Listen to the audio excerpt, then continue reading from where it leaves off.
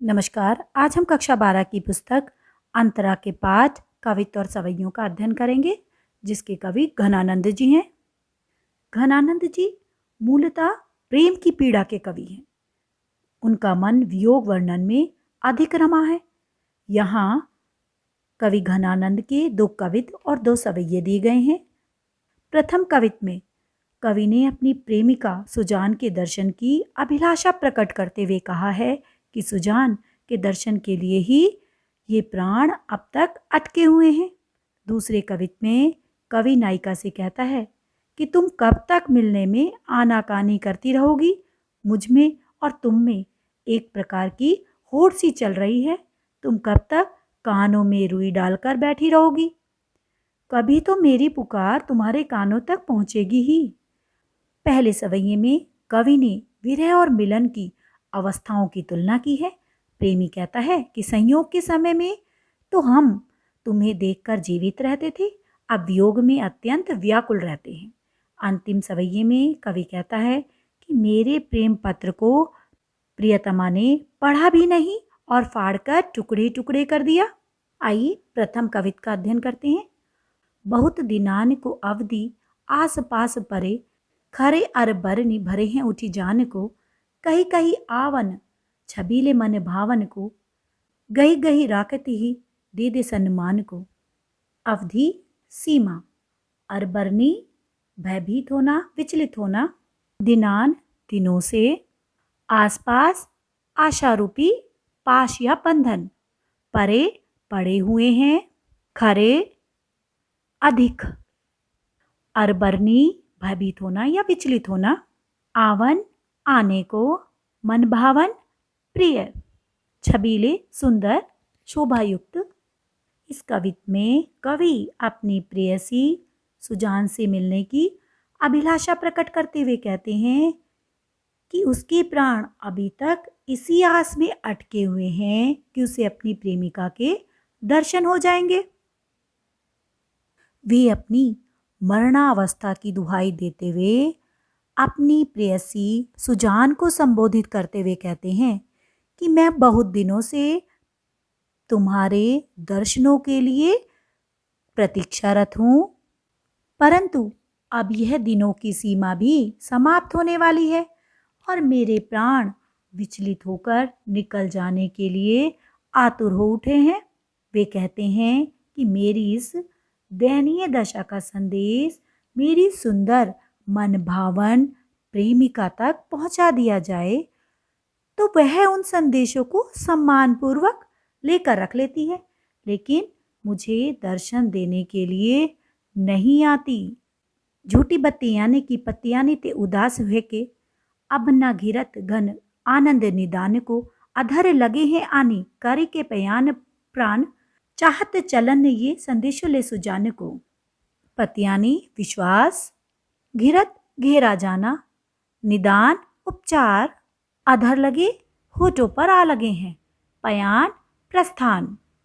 कवि कहते हैं कि वो मेरे भेजे गए संदेशों को सम्मान से लेकर रख तो लेती है, लेकिन जब मुझे दर्शन देने नहीं आती तो उसकी झूठी बातों पर विश्वास करके कवि घनानंद उदास हो जाते हैं। उन्हें अपने इस प्रेम की बीमारी का कोई उपचार दिखाई नहीं देता, इसलिए उन्हें ऐसा लगता है कि अब तो उनके प्राण निकलने ही वाले हैं। वह चाहते हैं कि उसके इस प्रस्थान के संदेश को कोई उनकी प्रेमिका तक पहुंचा दे। कवि के चाहत चलन ये संदेशों ले सुजान को कहने से तात्पर्य है कि सुजान के दर्शन की अभिलाषा में कवि के प्राण होठों तक आकर अटक गए हैं, क्योंकि वह सुजान के आगमन की सूचना लेने के पश्चात ही वहां से प्रस्थान करना चाहते हैं। विशेष में हम लिख सकते हैं, कवि का सुजान के प्रति प्रेम बाह्य प्रभावों से अलौकिक प्रेम में परिवर्तित हो गया है। भाषा ब्रजभाषा है, जिसमें अरबी फारसी के शब्दों का मिश्रण भी है। आसपास में रूपक अलंकार है। घनानंद में श्लेष अलंकार का प्रयोग किया गया है। कहीं कहीं गही गही में पुनरुक्ति प्रकाश अलंकार है। कवित्व में अनुप्रास अलंकार तो कई स्थानों पर देखने को मिलता है। कवित छंद है, छंद में गेयता का गुण भी है। अधर लगना, उठ जाना आदि मुहावरों का भी प्रयोग किया गया है।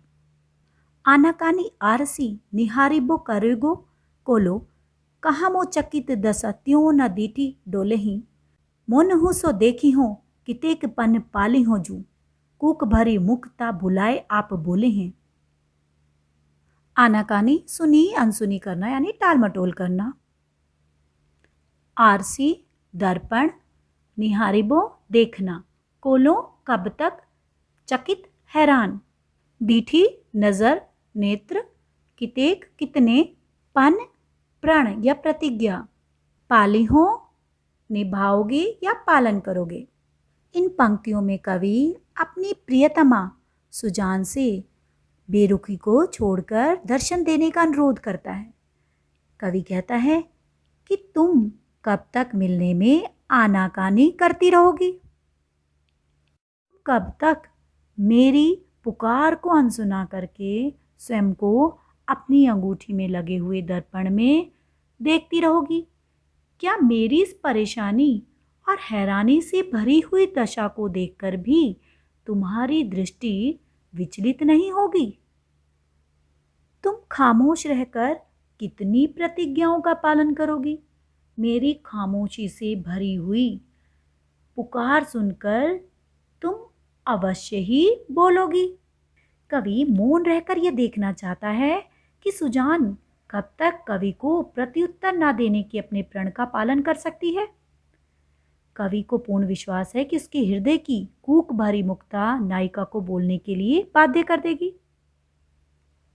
जान घन आनंद यो मोहि तुम्हें पेज परी, जानी ये गो टेक टरे कौन धो, मलोली है रुए दिए रहोगे कहाँ लो बहराए बेकी, कबहू तो मेरी ये पुकार कान खोली है। पैच बहस कूक भरी पुकार से भरी, बहराई बे बहरा बनना।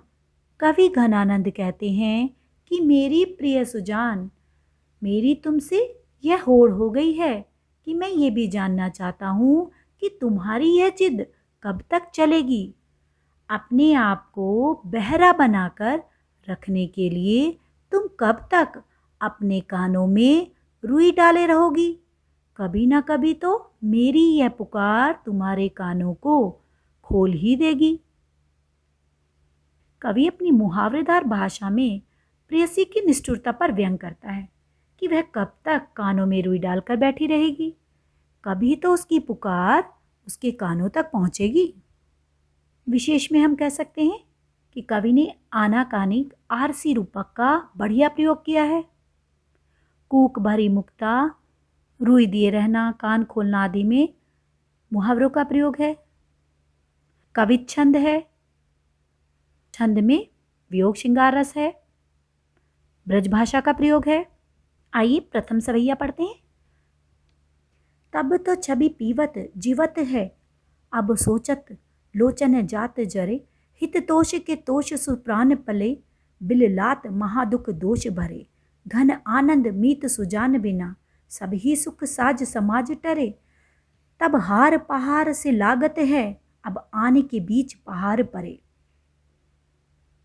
छवि पीवत सौंदर्य निहारते हुए, सोचन शोक या चिंता, लोचन आंखें, हिततोष प्रेम के पोषण से, तोष संतुष्ट, बिललात व्याकुल होना, दोष कलेश, सुख साज समाज सुखों के साध समूह, टरे नष्ट हो गए आने के आकर, हार मोतियों की माला, पहाड़ पहाड़।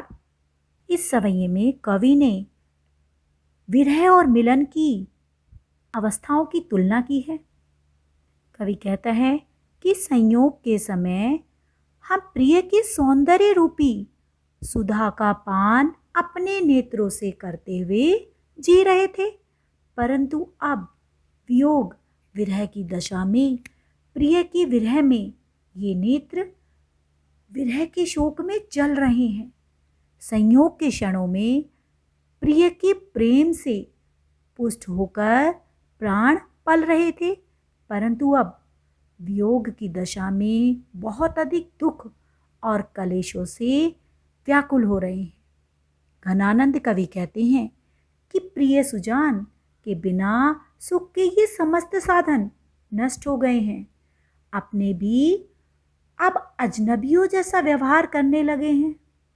संयोग के समय मिलन के क्षणों में बीच में आने वाला हार भी पहाड़ जैसा लगता था, और इन वियोग के दिनों में दोनों के बीच वियोग रूपी पहाड़ आकर खड़ा हो गया है। भाव यह है कि संयोग की अवस्था में जो नेत्र पहले प्रेयसी सुजान के सौंदर्य रस का पान करके जिया करते थे, वही वियोग की अवस्था में सोच सोच कर जले जा रहे हैं। संयोग काल में नेत्र तथा हृदय अति प्रसन्न रहते थे, और अब वियोग के समय वे दुख के कारण जले जा रहे हैं। सुजान के बिना सुख के ये सभी साजो सामान व्यर्थ लग रहे हैं।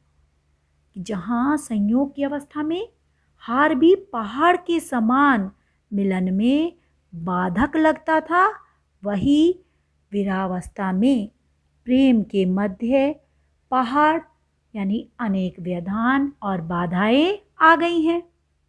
विशेष में हम लिख सकते हैं कि कवि के अनुसार संयोग की घड़ियों में जो स्थितियां सुखद लगती हैं, वियोग के क्षणों में वही दुखदायी हो जाती हैं। जात जेरे प्राण पले सुख साथ समाज में अनुप्रास अलंकार है। हार पहाड़ से उपमा अलंकार है।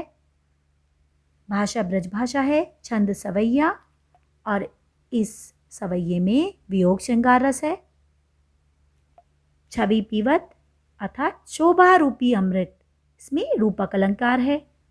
घन तोष अर्थात आनंद और संतोष, इसके दो अर्थ हैं यहाँ पर, इसमें यमक अलंकार है। आइए द्वितीय सवैया पढ़ते हैं। पूरन प्रेम को मंत्र महापन, जा मदि सोधी सुधारी है लेख्यो, ताही के चारु चरित्र विचित्रनी, यूं पची के रचि राखी बिसेख्यो। ऐसो हियो हित पत्र पवित्र जू आन कथा न सहु अवरेख्यो हो, सो घन आनंद जान अजान लो टूक कियो पर बाँची न देखियो।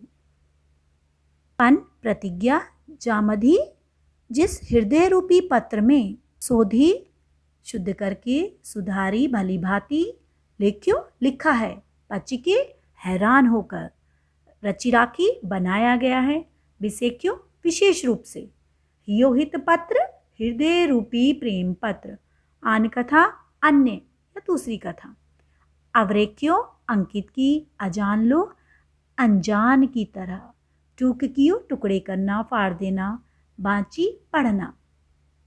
कवि घनानंद जब अपनी प्रेयसी को प्रेम पत्र भेजते हैं और वे प्रेमिका द्वारा अपने प्रेम पत्र को बिना पढ़े फाड़ देने पर अपनी प्रतिक्रिया व्यक्त करते हुए कहते हैं कि जिस हृदय रूपी प्रेम पत्र में पूर्ण प्रेम के मंत्र को महान प्रतिज्ञा के साथ मैंने भली प्रकार से शुद्ध करके लिखा था, जिस हृदय रूपी प्रेम पत्र को उसी प्रिय के सुंदर तथा अद्भुत चरित्रों से विशेष रूप से बनाकर रखा था, ऐसा हृदय रूपी पवित्र प्रेम पत्र जिसमें किसी दूसरे के संबंध में मैंने कहीं कुछ भी नहीं लिखा था, घनानंद कहते हैं कि ऐसे उस हृदय रूपी प्रेम पत्र को आनंद के घन प्रेम प्यारे सुजान ने अज्ञानी व्यक्ति की तरह टुकड़े टुकड़े कर दिया, किंतु उसे पढ़ा नहीं। अर्थात सुजान ने घनानंद के प्रेम की पूर्णता उपेक्षा कर दी कि अज्ञानी व्यक्ति की तरह उन्होंने उसके प्रेम पत्र को फाड़कर फेंक दिया। भाव यह है कि प्रेमी ने अपनी प्रेमिका को निशंक भाव से अपना हृदय दे दिया था, परंतु निष्ठुर सुजान ने उनके हृदय की बिल्कुल भी परवाह नहीं की और उनके हृदय के टुकड़े टुकड़े कर दिए। विशेष में हम लिख सकते हैं कि कवि ने अपने प्रेम पत्र में अपनी प्रियतमा के प्रति अपने एकनिष्ठ प्रेम को व्यक्त किया था, लेकिन प्रेमिका ने वह पत्र बिना पढ़े ही फाड़कर फेंक दिया। घनानंद जान में श्लेष अलंकार है, हियोहित पत्र में रूपक अलंकार है, पूरक प्रेम मंत्र महा चारु चरित्र रचि राखी आदि में अनुप्रास अलंकार का प्रयोग है। वियोग श्रृंगार है, ब्रजभाषा है और सवैया छंद है। आशा है आपको ये कवित और सवैये स्पष्ट हो गए होंगे। धन्यवाद।